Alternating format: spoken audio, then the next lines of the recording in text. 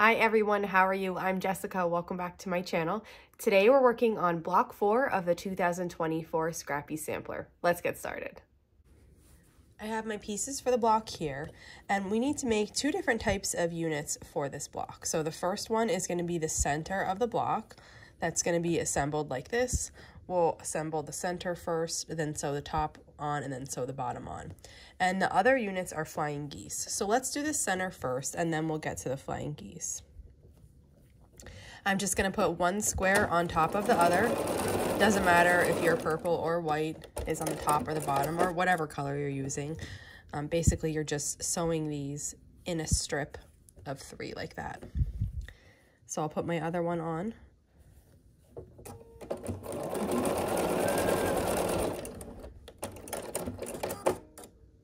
And now that we have the middle made, we can just sew it to the top and the bottom, which is just a strip. So I'm going to start sewing that. I take a pause to make sure everything is lined up nicely.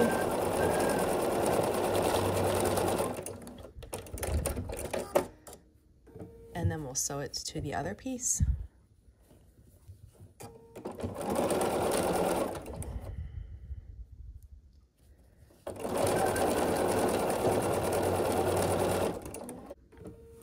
And here is what the center unit looks like then.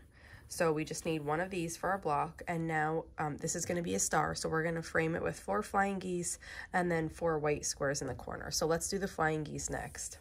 When I make flying geese, I change my foot. So the first foot I used here is 57D. This is a 1/4 inch foot. It's got this nice solid metal guide here for the 1/4 inch, and this is the foot I always use when I need a 1/4 inch. When I don't need a 1/4 inch, I use foot 34D. This is the clear reverse pattern foot. I love this foot for flying geese, stitch and flip corners, foundation paper piecing, anything where I'm sewing over the fabric and I don't need a 1/4 inch. So what I mean by sewing over the fabric, for example, is I have fabric extending beyond where the 1/4 inch would normally be. So for our flying geese, we're making stitch and flip flying geese. We're just going to put one of our squares onto one of our rectangles, and then we're going to sew from the top corner to this bottom corner. My thread's stuck. Hang on, let's fix this. This will come out fine, but every now and then if that thread gets stuck on the foot, then the whole piece curls up and you just have to snip this away. There we go. So I sewed from the top corner to the bottom corner along this diagonal here. We're going to snip away this. Now you can do this with a ruler and a rotary cutter or scissors. This part doesn't need to be an exact 1/4 inch. It's going to go underneath the flying geese unit, and it's not going to interact with any other part of your block. So it's okay if it's more or less. We have one side done, and now we're going to make the other side, which is the same process. We're putting another square on top, and we're going to sew from this point to this point along the diagonal. You could draw those with a pencil and a ruler if you wanted, or here I use the guides on my machine and my foot to make sure I'm sewing a straight line, and that eliminates the step of drawing those. I cut that extra off and then open this up, and this is our flying geese unit. So we need 4 of these. I finished making all 4 flying geese that we need, and I switched my foot back to my 1/4 inch foot. We're going to piece the block now, so I want to use a 1/4 inch foot for that. I'm gonna assemble this in a grid fashion, so I'm matching the top left corner with the flying geese unit. Next will come our middle row, which is the flying geese unit with the block center that we made. So I'll just match these up here and sew along with a 1/4 inch seam allowance.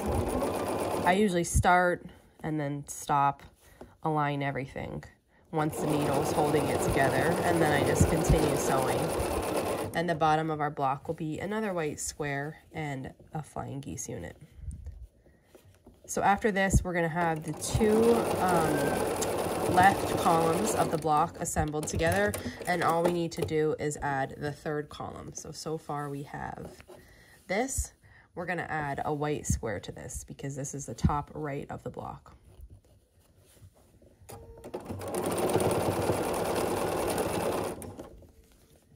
Okay, and then here we're gonna add our last flying geese unit.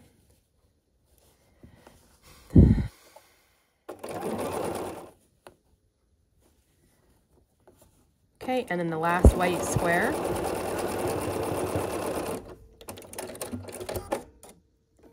And what we have is kind of our block assembled into rows, and they're all hooked by a chain. So now we just need to sew these last two seams together. You can push the seams of this block any way you like. I am pushing my flying geese units towards the center of the block and this part of the flying geese out towards the white squares, but really you can do it anyway. You can see in the setting pattern that goes with these blocks that the blocks are framed, so the blocks don't really interact with each other, so it doesn't matter the directions that you're pressing your seams as you construct the blocks, because they're not going to be sitting next to another block. So you can kind of just do whatever is best for your block. And if you're really not sure and you want it to be really flat, you can press the seams open. That seems to be a pretty preferred method for a lot of people. I don't do that. I prefer to push to one side, but it is, like I said, just complete preference. So this is our block. That wraps it up for block 4. Here's what the block looks like. This is a fun, quick one. I love star blocks, so I'm probably going to be putting a lot of stars into this quilt along. If you have any questions on how to make this block, just let me know and I'll be sure to help you out. And if not, I'll see you back here tomorrow and we'll work on block 5. Thanks for following along.